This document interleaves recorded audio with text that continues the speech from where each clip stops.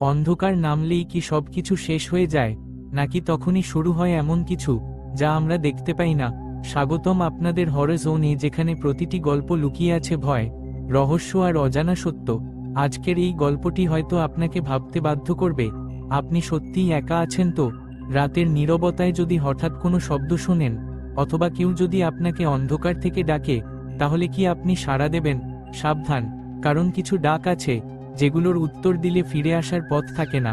তাই আলো নিভিয়ে হেডফোন লাগিয়ে প্রস্তুত হয়ে যান, কারণ এখন শুরু হতে চলেছে একটি ভয়ঙ্কর অভিজ্ঞতা যা আপনার মনে থেকে যাবে অনেক দিন। গ্রামের একদম শেষ প্রান্তে একটা পুরনো বাড়ি ছিল। বাড়িটার চারপাশে বড় বড় গাছ, দিনের বেলাতেও সেখানে আলো ঠিকমতো ঢুকতো না। লোকজন ওই বাড়ির পাশ দিয়ে যেতে চাইতো না, কারণ সবাই জানতো ওই বাড়ির একটা দরজা আছে যেটা কখনো খোলা উচিত না। সুমন শহর থেকে গ্রামে বেড়াতে এসেছিল। সে এসব কুসংস্কারে বিশ্বাস করত না। একদিন বিকেলে সে হাঁটতে হাঁটতে ওই বাড়িটার সামনে এসে দাঁড়ালো। বাড়িটা ভাঙাচোরা, দরজায় মরচে ধরা তালা, কিন্তু আশ্চর্য, তালাটা খোলা। সে একটু ভেবে ভেতরে ঢুকে পড়ল। ভেতরে অদ্ভুত নীরবতা, মেঝেতে ধুলো, দেয়ালে পুরনো দাগ। ঘরের এক কোণায় একটা দরজা ছিল, বাকি সব দরজা ভাঙা, কিন্তু এই দরজাটা একদম ঠিকঠাক। আর দরজার উপর লেখা, খুলবেন না। সুমন হেসে ফেলল, এগুলো শুধু ভয় দেখানোর জন্য। সে দরজার কাছে গেল। দরজার ওপার থেকে হালকা একটা শব্দ আসছে, কেউ যেন ফিসফিস করছে। সে কান লাগালো, স্পষ্ট শোনা গেল, খুলে দাও। সুমনের গা কাটা দিল। সে পিছিয়ে এল, কিন্তু কৌতূহল তাকে আবার টানল। সে ধীরে হাত বাড়িয়ে দরজাটা ঠেলে খুলল। ভেতরে একদম অন্ধকার, কিছুই দেখা যাচ্ছে না, কিন্তু ঠান্ডা বাতাস বেরিয়ে এল। সে মোবাইলের টর্চ জ্বালাল।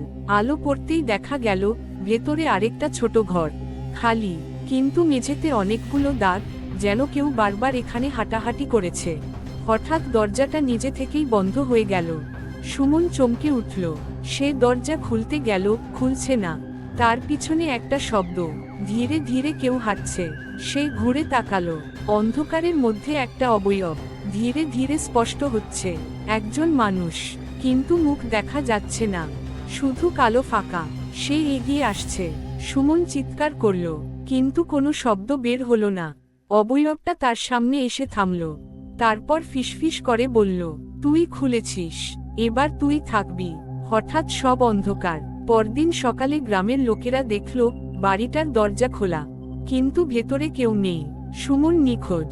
লোকেরা দরজাটা আবার বন্ধ করে দিল, তালা লাগালো, কিন্তু সেই রাতেই দরজার ভেতর থেকে আবার শব্দ, খুলে দাও। এরপর থেকে মাঝে মাঝে ওই বাড়ির পাশ দিয়ে গেলে লোকেরা শুনতে পায় কেউ দরজায় নক করছে আর ফিসফিস করে বলছে, দরজাটা খোলো। গ্রামের বয়স্করা বলে, যে একবার সেই দরজা খুলে, সে আর এই দুনিয়ায় থাকে না।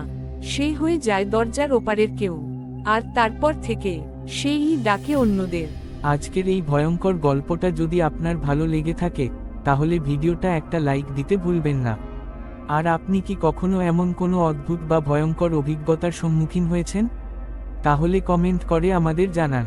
এই চ্যানেলে প্রতিদিন এমনই নতুন নতুন ভয়ঙ্কর গল্প শুনতে চাইলে এখনই সাবস্ক্রাইব করুন, কারণ পরের গল্পটা হয়তো আপনার সাথেও ঘটতে পারে। ততক্ষণ পর্যন্ত সাবধানে থাকুন আর অন্ধকারে একা কোথাও যাবেন না।